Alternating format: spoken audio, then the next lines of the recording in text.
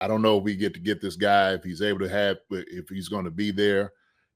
These are my three crushes of guys that just always, that I'm sitting there saying, this is a no-brainer to me, is Xavier Legette.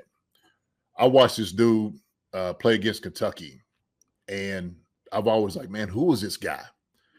And I thought he was coming out like his sophomore year, and this dude is a big, fast receiver, deep ball receiver, kind of run dig routes, can body people up, just physically opposing. I mean, he really is. So when I look at it, when they say the comp, and I remember Steve Sippers was saying he looks like a my man up in got it. DK Metcalf. So he looked like DK Metcalf and better. That's what he said. He's better than DK Metcalf. I'm like, whoa. I was already on board. Steve Smith, he says he's better than DK Metcalf. Body type like A.J. Brown, can jump up, get the football the way you want to, jump up, whatever. I like this guy. I really like him. I've just been impressed with him for the past couple of years, because when I see him playing in the game, there's no doubt who's the best guy on the field. And it's this guy, Xavier Legette. So he's a hard worker. When I hear him talk, because he has a real deep country accent, I'm like, this guy right here he's just going to enjoy playing football. He didn't want to get all the stuff, the trinkets and stuff like that. He wants to go out there and just ball. He'll probably he's a guy that you might want to take on a fishing trip. Maybe go get some gator somewhere or something like that. Maybe put some chaw in his mouth and just let him ball. So that's it. But just for what he can do on the football field, I think he runs pretty good routes. I think he can definitely play with the best of them. But for me, he's a starter in NFL. He's an immediate day one starter. That's the thing about this guy. You don't have to develop him. He comes in, he's already a plug and play guy. All right. He's a plug and play guy. Great hands, great catch radius, very strong hands. He can do it all. So that's my draft crush, Xavier Legette. But when we do these mock drafts, man, if you don't get him first round, he's never there in the second. Mm-hmm. He just never is. I try to do everything to work to get him on the second round, and he's never there. He's always gone. So he's my crush, man, because of the things he's able to do on the football field, no doubt. And speed. He's very interesting when you make the DK comparison. I guess Steve Smith Sr. said that it reminded him of DK, but better. But it's also his run after the catch too is like Debo in a way where it's like it's a combination of DK and Debo, and it's like, why isn't that guy? Why is he not like a top 10 pick? Why is he not projected as that? Because we're talking a DK Debo like hybrid kind of guy. I mean, geez, I would love him. I'm a huge Debo guy. I wanted Treylon Burks 2 years ago. That obviously hasn't panned out, but he was like a Debo-like guy in that draft, and we're talking a DK and Debo hybrid kind of guy. I would love Xavier Legette. So if we were to get him somehow, I would love it. I think it's a lack of tape. He didn't really do a lot before this last season. He kind of just like broke out and exploded. That's probably it. And listening to a lot of people talk about this draft, when they have guys ranked lower, it's not a knock on them at all. This draft is loaded. Right. It's loaded.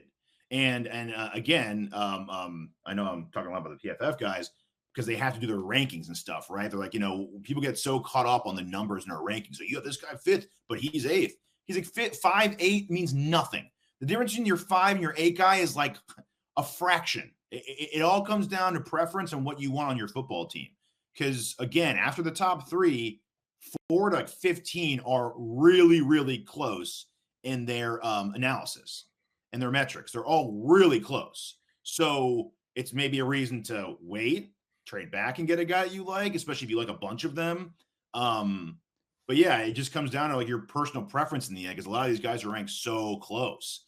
I've heard the DK Metcalf thing. I've heard the just attacks the ball, just physical as hell, just a beast, really. But the only thing, I guess would knock would be just not a lot of tape before this season. But he's a guy, again, I think he could do multiple things, right? So if you got him, you could be like, okay, well, he can fill in the Rice role. And even when Rice does come back, having him, Hollywood, and Rice, it can work. It's fine. Mm-hmm. Yeah, he's definitely a unique talent for sure. And like, he's one of the few guys in this draft that kind of like stands out. Obviously, the Marvin Harrison, you have the Aduze, but like, even with those guys, he just provides a kind of a different skill set altogether. Even when you look at those guys and him, it's just, 1 year, he's only really shown it 1 year, but like, just look at his playing style. He's just so different from those other guys. And like, quite frankly, talent wise, I think he's up there with them, but he's just not getting the praise as those guys are, which, that luckily for us, he can potentially go back to 32 maybe. So. Yeah, dude, he's when I'm watching, he's just running past guys. Just outrunning them, and he's so hard to bring down because of his size. Mm-hmm. So when you sit there and say, well, shoot, if he had the 1 year production, which I like, you get a talented guy like Patrick Mahomes throwing the ball to him. Shoot, hey, he's slotted, could do whatever. And I'd be like, man, throw the ball up to this guy. Xavier's down there somewhere. That's how I look at it. Get in trouble, Xavier's down there somewhere. Yeah. Yeah. And I think what the Debo aspect of it, we're talking about a guy who's 6'4", 230, and he can run after the catch like Debo, like that aggression. It's like, geez, man, like hard to bring down, but also, there's so many different possibilities you could have with a guy like this. So yeah, I'm Seahawks developed Debo though. I'm not Debo, but like DK. Seahawks developed him because he was known as just like maybe a quick slant or just deep route guy. To have him go deep or just catch a quick slant and go. Mm-hmm. So they did work with him and they were patient with him in doing that. Like, hey, we can feature the things he's really good at while we're developing like the things that he needs to get better at. And special receivers can do that. He's definitely someone you can do that with. Let's have him come in here, do exactly what he's strong at. And in that meantime, we'll get working on the other things to make him a complete receiver. And then we just have a badass on our hands at that point. Yeah. I think wherever he goes, he's going to be a guy that's going to be a staple in the NFL. Like, you're going to hear his name all the time. Yeah. Like the legit guy on whoever teams he's on, he's going to be the guy, definitely top 2 on their team. So as far as like mocks and stuff, Tej, I know you've been like, you do a deep dive on this, like the stuff a lot, as far as all the different PFFs and all these. Where is he like a mid first round to like a mid second round? Is that where they kind of have him slotted in?